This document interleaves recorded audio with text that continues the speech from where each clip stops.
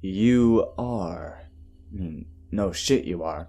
There has to be someone there to experience what is being experienced for you to exist. But who is it that is experiencing? Yo, what's up, guys? It's your boy Squilliam from Why Not Love. And maybe that seems like an obvious question, but a lot of people are having an existential crisis deeper than their current level of understanding, causing a lot of mental anguish and negativity, whether they're aware of it or not. And I'd like to address it in a more basic manner to set up some future videos that will go deeper into the topic. So, you are your body, mind, and culmination of experiences, right? Well, not exactly. See, your body is just quite literally an extension of the earth. What is your body made of? Cells. Now, cells are just constantly changing, so much so that on average, every 7 to 10 years, the human body is completely replaced with new cells. So how do these cells get changed and replenished? Well, from the nutrients of food we eat. Where does food naturally come from? The earth. So on a physiological level, it's fair to say that the body is, in a way, an extension of the earth. Now, what is the mind? The mind is a product of the brain, which falls into the category of the body. The brain collects information through the senses of seeing, hearing, smelling, feeling, and tasting, and analyzes these experiences to form thoughts, beliefs, values, etc. surrounding all of this. If all of this is coming from the outside world in a sense, then how is it that this is the self? If you believe yourself to be an accumulation of your beliefs and values, then why is it that your beliefs today are probably, and hopefully, vastly different from your beliefs and values when you were 10 years old? Well, we all change, right? Change is the only constant, right? Well, no.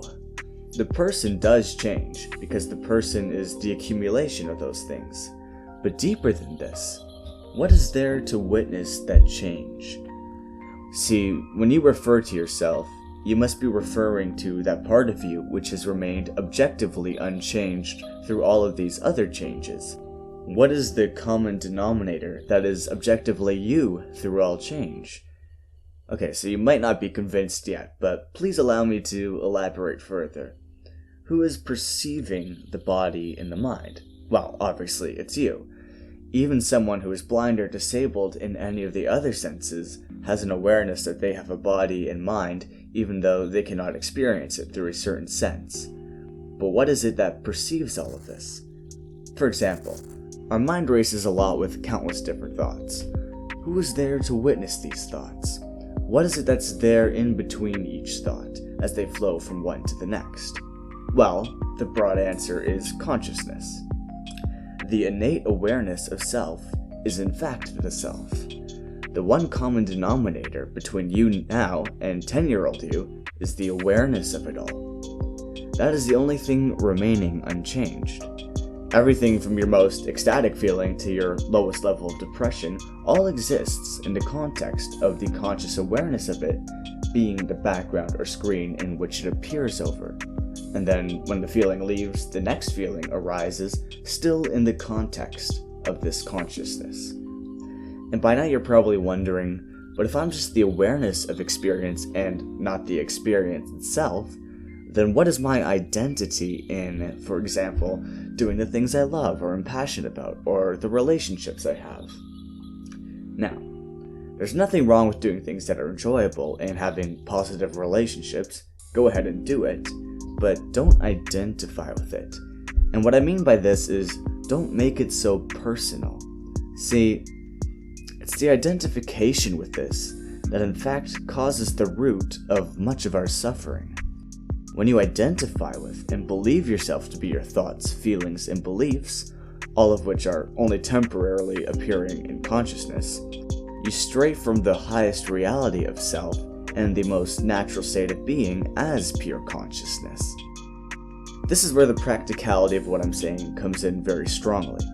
In identifying simply as awareness, you will notice a strong sense of peace as you are no longer burdened to or enslaved by your thoughts, feelings, and beliefs, but simply the observer of them. You are that which is simply aware. See, the brain is just another organ fulfilling its duties to the body, just as any other organ does. In evolution, the purpose of the brain is simply supposed to be a tool to think practically about survival instinct, such as eating, drinking, reproducing, and avoiding death to the body through things such as fear.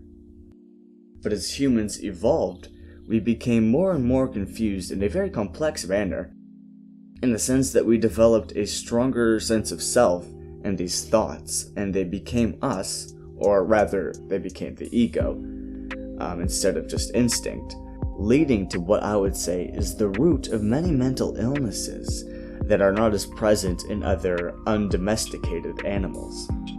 Not that other animals don't do this at all, it is still there a bit, but to a much lesser extent than human beings. I also want to make it clear that I'm not saying we should act like uncivilized or unevolved animals, but what I am saying is that we should take the positive aspects of evolution, being the higher level of awareness we are capable of having, and advance this, but start to drop the negative aspects of evolution, or rather de-evolution, being the ego, and take the time to unravel this, to in fact further advance evolution as a whole. Think about the body and mind as a vehicle for consciousness to be brought into a specific viewpoint in the universe, but don't identify with the vehicle. To put this in perspective, if you were to identify with any other organ as you would the brain, you would go crazy pretty quickly. In fact, I want you to try that now. Identify with your heartbeat as you would your thoughts.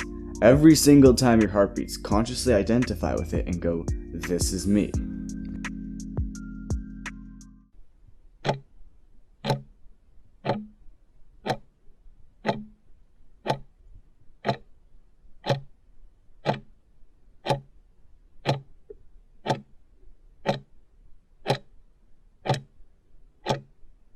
Have you almost gone nuts already? Now imagine doing this all the time. That's what you're most likely doing with your brain thinking. Can you even imagine the level of trouble this is causing you? Allow the brain to think for its practical survival purposes and for creating, but stop seeing it as your deepest level of self. Now, this doesn't mean you cannot be an intellectual per se, but what it means is that when you identify with consciousness, over time your mind will actually give up the ego and join you in this, giving you a higher sense of clarity. Now, it takes a level of discipline and practice to do this because we are so strongly conditioned to identify with our brain and mind, but when done, staying as the conscious awareness of everything sort of floating by instead of getting so caught up in each thought will bring you a deeper sense of peace, warmth, and fulfillment than you would think. You'll start to feel more natural, as if you no longer have to resist or fight as much as you used to. Things will just much more naturally flow, regardless of outside circumstances. I would go as far as to say that if you do this fully and properly, that a large majority of your psychological issues are likely to subside. Simply put into one statement, if you put your existential reality of the presence of consciousness higher on your hierarchy of values than your psychological or historical business, the feelings of peace and love won't be so much the goals of life, but rather the basis of it. And if you don't believe me, that's okay. I probably wouldn't believe this as well, but try it for a while and see what happens. I want you to practice just simply observing thoughts go by instead of identifying and getting caught up in them, and see how this changes you over some period of time. It's not going to be overnight, but if you stick with it, I promise amazing change within you. This has been done for thousands of years by the world's greatest sages. Don't grab hold of anything that you are not. Simply let it go by as it naturally does. Don't fight it. Now, this is all extremely confusing, I'm sure, and there are probably very high skeptics going on right now and many questions. And the next video I put out, I would like to explain consciousness on a deeper level and hopefully debunk many of the myths surrounding consciousness. I will answer questions such as, where does consciousness come from?